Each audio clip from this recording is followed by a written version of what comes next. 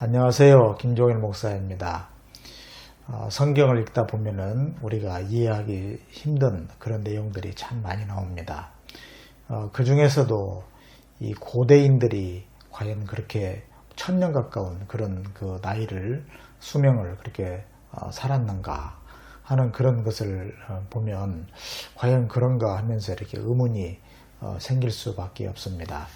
그래서 오늘은 무두셀라는 정말 그렇게 오래 살았는가 하는 그러한 주제로 한번 생각해 보겠습니다.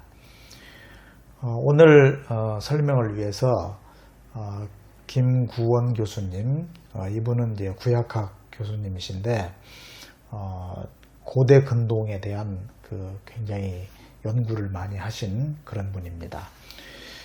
그분이 쓴 책인데요. 성경 어떻게 읽을 것인가 하는 그 책에서 이 무두셀라와 관련된 중요한 설명이 있어서 그것을 소개하려고 합니다. 먼저 그 창세기 5장에 이제 족보가 나오는데요. 이 족보는 상당히 특이한 점을 갖고 있습니다. 보통 족보는 이제 누가 누구를 낳았다, 누가 누구를 낳았다 이런 정도로 해서 이렇게 이어지는데 이 창세기 5장의 족보에서는 수명에 관한 그런 언급이 나옵니다. 그러니까 몇 세까지 살았다, 몇 세까지 살다가 죽었다 이런 식으로 그런 수명에 대한 그런 서술이 있습니다. 그래서 창세기나 혹은 다른 데 나오는 그 족보와는 상당히 다른 그런 면을 보여주고 있는 것이죠. 창세기 5장의 이 족보와 수메르 왕명록이라고 하는 그런 기록이 있는데요. 이 기록하고는 상당히 유사한 점이 발견됩니다. 그래서 먼저 수명이나 통치 기간, 그러니까 창세기 5장의 족보에서는 이제 수명에 대한 그런 이야기가 계속 나오고요. 그 다음에 수메르 왕명록에서는 이제 통치 기간에 대한 이야기가 있는데, 이걸 보면 이 수명이나 통치 기간이 굉장히 비현실적이다. 아주 기간이 너무 긴 겁니다.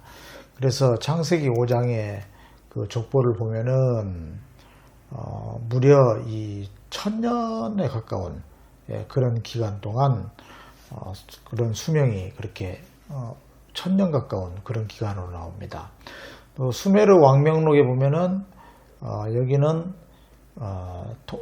통치 기간이 최저 18,600년, 그리고 최장 43,200년, 이렇게 엄청난 통치 기간이 이렇게 나오는 거 보니까 이게 수명이나 통치 기간이 굉장히 비현실적으로 크다는 그런 유사점이 있습니다.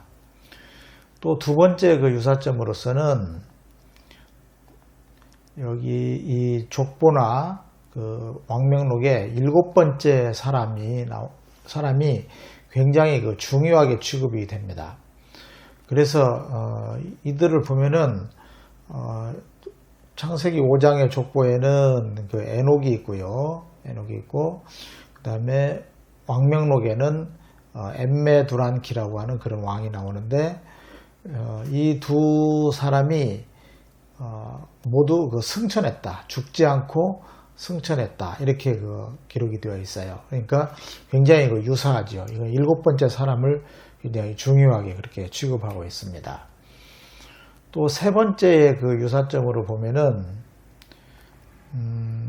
여기에 나오는 숫자들이 자연스럽질 않아요. 뭔가 인위적인 그런 조합을 보이는 것이죠. 그래서 왕명록에 보면은, 왕명록에서는 이 대부분 끝 숫자가 1000단위로 이렇게 끝납니다. 24,000년 동안 통치했다.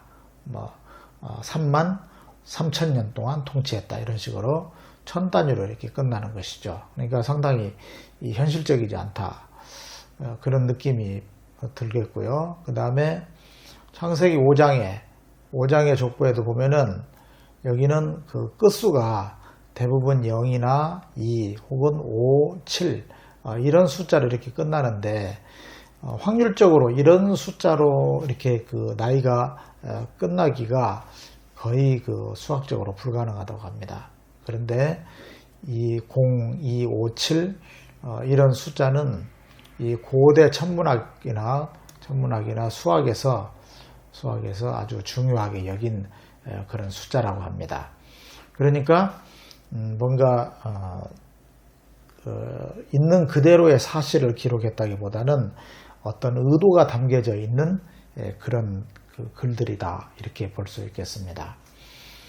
그런데 이제 창세기 5장의 족보와 왕명록을 이렇게 유사하게 이렇게 구성하는 그 이유가 있는데요. 그 이유를 보면은 먼저 그 왕명록에서는 그 특정한 왕의 어떤 그 통치에 대한 합법성, 이런 것을 부여하려고 하는 것입니다. 그래서 왕이 신의 후손이라는 것을 이렇게 드러내고 또 어떤 통치의 정당성을 주장하기 위해서 그렇게 기록했다, 이렇게 볼 수 있겠고요. 또 창세기 5장의 족보에서는 이스라엘 그 민족에게 세계 통치의 사명, 그리고 거기에 대한 정당성이 있다는 것을 이렇게 선언해주는 그런 의미가 있다고 합니다. 그래서 이제 이스라엘 백성들은 그 열방을 대표하고 통치하는 그런 장자로서의 그런 그 정체성을 갖고 있기 때문에 그것과도 잘 조화되는 그러한 족보다, 이렇게 볼 수 있겠습니다. 그래서 우리가 이 그 창세기 5장의 족보를 볼 때는 반드시 이것을 그냥 역사적인 사실, 문자적인 역사, 이렇게 이해해서는 안 됩니다. 그렇게 보면은 굉장히 이렇게 오해가 생깁니다. 문자적인 역사로 봐서는 안 됩니다. 장르, 그래서 장르를 파악을 해야 되는데요. 앞서 말씀드린 것처럼 이 왕명록과 유사한 그러한 어떤 족보다, 이렇게 이해를 하셔야 되겠습니다. 그러면 이제 여러분들이 의문점이 생길 수 있어요. 성경의 기록이 그러면 허위란 말인가? 이제 이런 식으로 질문하는 것은 성경을 너무나 오해하고 있기 때문에 그런 질문을 합니다. 성경은 있는 그대로의 사실을 기록한 부분도 있고요. 또 사실에 어느 정도 근거하고는 있지만은 그것을 좀 더 어떤 문학적인 그 장르에 맞게 이렇게 좀 바꿔서 그렇게 기록하기도 했습니다. 그래서 문자적으로 어떤 숫자나 거기에 연연하지 마시고요.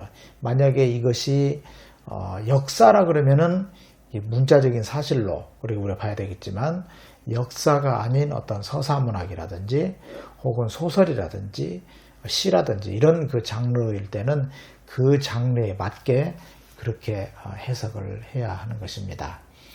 이제 결론적으로 말씀드리면, 무드셀라가 969세까지 살았다, 이런 그러한 기록은 이제 사실로 보기는 어렵다, 이렇게 이해하시면 좋겠습니다.